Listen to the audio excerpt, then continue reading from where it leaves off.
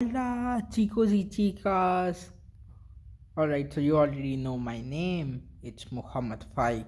So today, our second lesson is on possessive adjectives. So, why is it important to know these adjectives?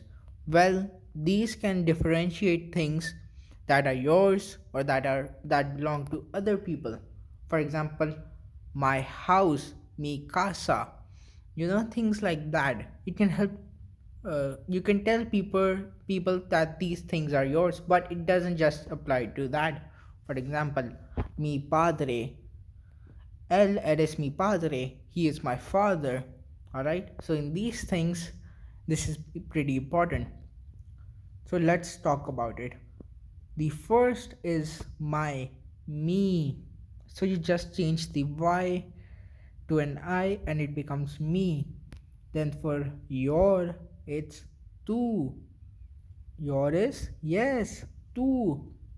His, her is su.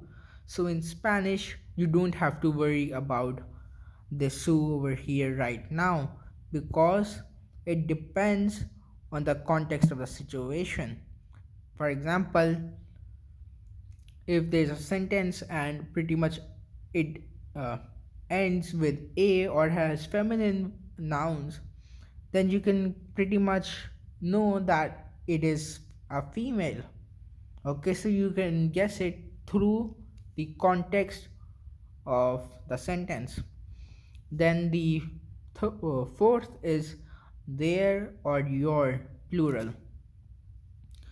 So it's kind of confusing, but it is also su. So for both of these su right over here, you just need to look at the sentence. Everything makes sense if you look at the sentence. So the fifth is nuestro, which is our for male, nuestro casa, our home, and nuestra for female. So, a pretty major thing to know is that if, for example, in our situation, if the group is 50% male, then it will be nuestro, and if the majority is male, then it will also be nuestro. But nuestra is when females are in the majority. So, yay, go feminism. So, the sixth is finally is your. It also means plural and it talks about things that belong to all of you, not just one person, but in a group. Vuestro, when the majority is male or it's 50-50, and vuestra when the majority is female. So these are kind of confusing, but the more you use them in sentences, the more it easier it becomes. Let me give you an example. Vuestro hijo es muy bonito. Yeah, so the sentence I made was like really in a hurry, but I basically said that